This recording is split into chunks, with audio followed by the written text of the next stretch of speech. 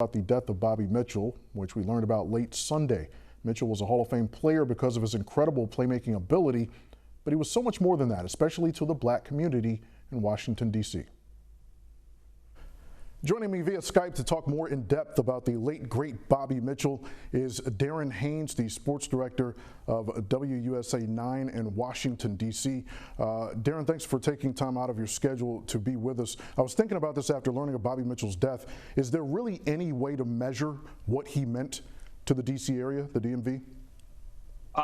To measure it, Anthony, it's tough to measure it, but just kind of put in perspective just the fact that what was going on during that time when you look at the 60s and the civil rights movement and you look at other professional teams that allowed a African American to play for their team, and Bobby Mitchell was the first African American to play for the Washington Redskins in the 60s during the civil rights movement, in a city that, let's just say they call it Chocolate City, where maybe the minority is the majority.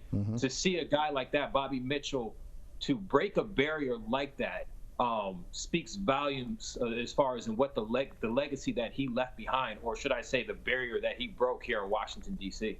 Now, Darren, as you know, there are those who believe the Redskins should change their team name. That is not what this is about. That's a discussion for another day. But we do know for a fact the original owner, George Preston Marshall, did not want black players on his team.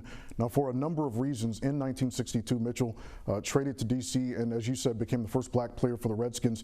Can you even imagine what he went through having that type of weight on his shoulders during that time? Well, it's funny when you listen to interviews from Bobby Mitchell, he was mentioning that he was picked on a certain way. He was also mentioning like he couldn't even imagine how some of the other African American players who were playing in the NFL were going through. And then I had the chance to interview Doug Williams, who was the first African American starting quarterback to win a Super Bowl.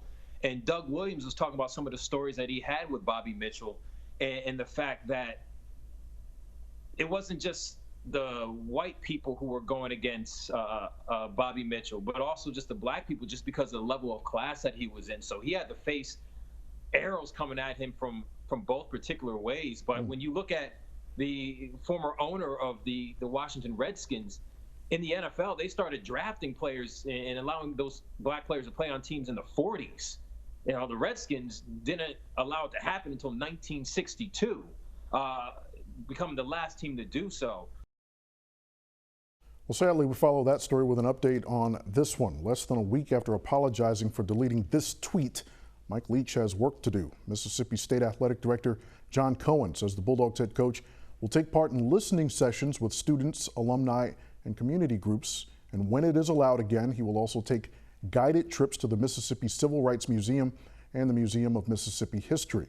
Cohen also acknowledged in a statement, quote, "No matter the context, for many Americans, the image of a noose is never appropriate, and that's particularly true in the South and in Mississippi." Laverne Cohen went on to say Mississippi State University was disappointed in the use of such an image in a tweet by Coach Mike Leach. One high school recruit who had committed to play there in Starkville, Mississippi, says that he no longer plans to do so. He is looking into other schools. So the residual effects certainly felt in terms of players holding the coach to task. Good to see that the school is as well. Yeah, absolutely. Can't understand why people just don't seem to get that. And they continue to, make these type of poor judgment, especially when they're around players and students of an influential age. Right. Well, and this particular coach has been a very good coach for a long time. Some believe that he has not gotten some of the bigger jobs because of a loose cannon, so to speak, when it comes to some of the language that he uses, the words that he uses, and certainly some of his social media use as well. Yeah, not in this generation, not at all. Not indeed. Thanks, Anthony. Much more BNC Prime News is coming up after the break. Stay with us.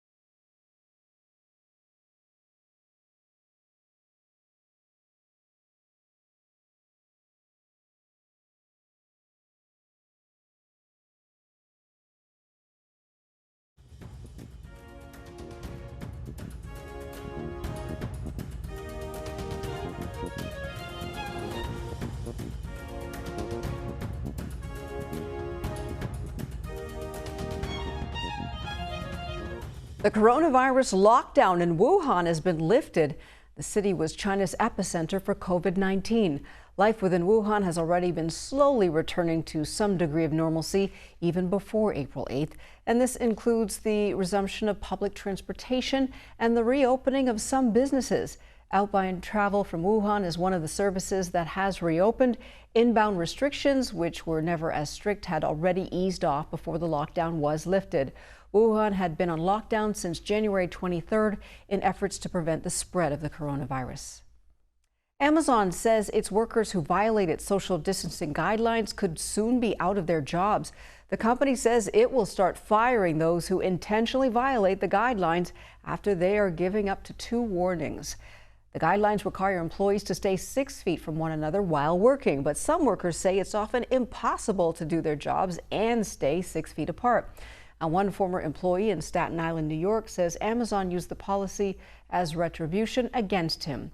Amazon said Christian Smalls was fired last week for joining a worker protest while he was under quarantine. But Smalls says the company got back at him for demanding the facility where he works be deep cleaned. Amazon says it has taken steps to make social distancing possible at work. Hilton and American Express are teaming up to offer up to 1 million hotel room nights to frontline healthcare workers for free during the coronavirus pandemic. It will give them a place to sleep, recharge, or isolate to protect their families so that money won't have to come out of their own pockets. Hilton is working with 10 U.S. medical associations to provide rooms to doctors, nurses, EMTs, paramedics, and other medical professionals. The stays will be available from Monday through May 31st. Hilton team members trained on health and safety measures will staff the hotels. Hilton CEO said they are honored to extend Hilton hospitality during this very difficult time. Bacterial cleanse for the homeless, a special thank you to truck drivers and a coronavirus survivor with a special homecoming. These are some of the positive, heartwarming stories happening across the country. Daryl Forges has the details.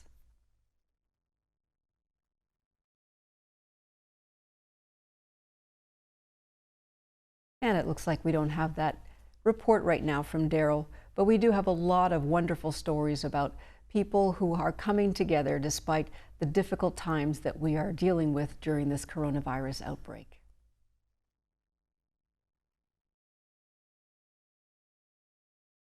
And that's it for BNC Prime News. We want to thank you for joining us during this especially difficult time.